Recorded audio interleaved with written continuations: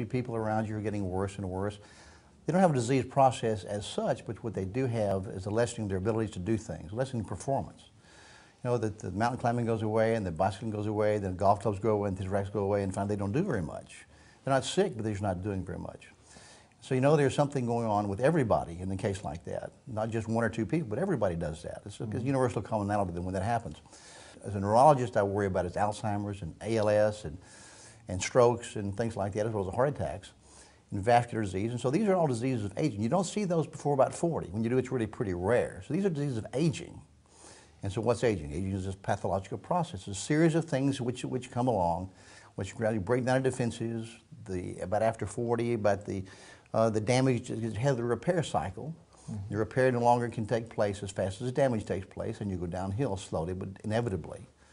So as it turned out over the next decade, approximately from 1990 to about 2000, it became a specialty of optimal balance of hormones. And what you find out is once you put the hormones back in like they were before 40, then patients get very, very healthy again. But it takes a good, healthy eating program, a good regular exercise program, not extreme, but regular, and your hormones. With those in place, patients do very, very well. They go back to where they were and they stay there. Wow. And they remain healthy. And genetically, we can live a long time. We can live well. But the important thing is quality of life, how well you live. And health is not the absence of disease. Health is performance. Just because you're not sick doesn't mean you're not having problems. But performance, we measure performance.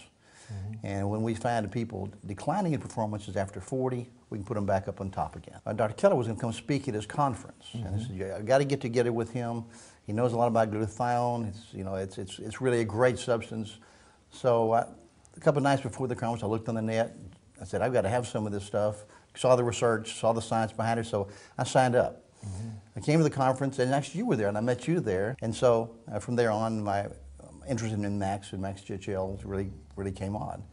And I've seen the science. I see what's happening with my patients. Actually, but every patient I have on Max GXL, because I know if you can nourish the cell, if you can make the mitochondria more healthy, so they make more energy all the time, the other processes keep up. And what I do, the medications that I use are going to get better and actually do better with my patients. They utilize them better if they have maximum cellular energy. And therefore, when that happens, my patients stay better. And so it really does great things for them. I explain to them the science, I explain to them what it does for them, and I say this is something you've got to go on because health begins cellularly, energy produced by the cells. And if they're all producing maximum energy, that means you're going to do better. Right. And they do. Now tell me what that means. We get it into the cell begins to manufacture more glutathione. What happens next? Basically, that's basic support for the cell structure. If the mitochondria, the millions of mitochondria inside the cell that make energy in the form of something called ATP. When you make more ATP, then the cell does more things. And so glutathione, since it's declining after about 20 actually, once you put it back in, the cell makes more energy and therefore can do what it's supposed to do. From the immune system on up. Immune system, strength, endurance, just performance. And performance, as I say, health is performance. It's not just the absence of disease processes. Now, when you started on GXL, what did you personally notice? The increased energy, actually, when I started, probably about 2 or 3 weeks prior to starting on Max GXL, I started that, and then I started an exercise program about an hour, 2 or 3 times a week with my trainer. I hadn't done that for a long time, and I figured I wouldn't be able to get out of bed the next morning. I never had a stiff day or a sore day, any of those. I've given it to patients. They've done very well with it. Endurance goes up. Energy level goes up.